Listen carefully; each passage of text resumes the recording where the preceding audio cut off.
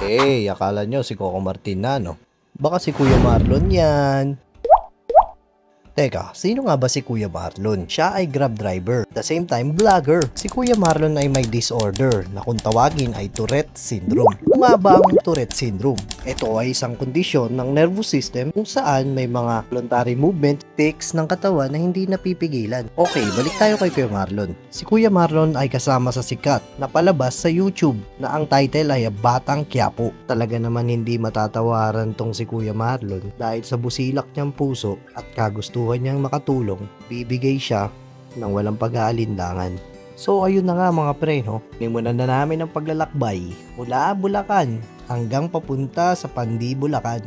Dito habang binabaybay namin yung tulay, miss ko bigla ang aking kabataan. Pre, paano halimbawa imbita ka sa Batang Quiapo? Okay lang sana nandun, naging snatcher. Sali ka sa Batang Quiapo. Oh, Oo. tanginan yan. Pag ako inimbitahan sa Batang Quiapo, pintado ako pre pag bumari lang. Habang binabaybay namin to, naisipan na namin magtanong kasi medyo naliligaw na kami. Saan po yung kakarong matanda, Pandi, Bulacan? Hanggang sa ayun, natumbok na namin yung bahay ni Kuya Marlon. Nahihirapan naman kuya. Kasi yung hindi naman dito matapat yun, yung tanong ngayon doon. Sa akin lang ang kailangan talaga kuya. Iba talaga yung pakiramdam kapag kaharap mo na yung taong napapanood mo sa YouTube at sa Facebook. Dali-dali na nga kaming niyaya ni Kuya Marlon sa kanyang bahay. Nakakahiya nga kasi linggo dapat family day. Napakakapal nga ng mukha ko rito Hindi pa ako inaya, diretso pasok na agad. Kasi may maniwagang ballpen na ako. Ano boss? Ito kami. Ano yung mga naman?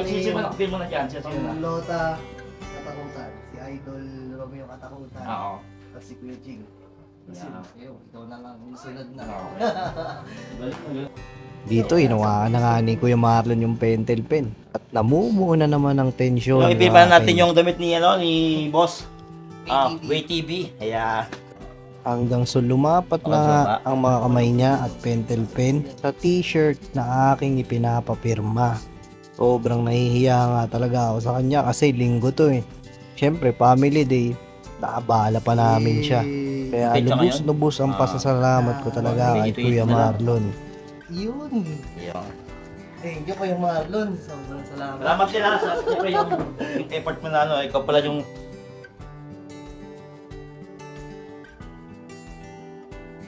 Salamat Kuya Marlon, lalo nang pinapalakas yung loob ko. Tuloy-tuloy mo lang. May malala marating din. Ayun. Shoutout nga pa sa lahat ng mga sumusuporta, sumusubaybay kay Away TV. Yun. Siyempre, supportahan niyo rin po ako.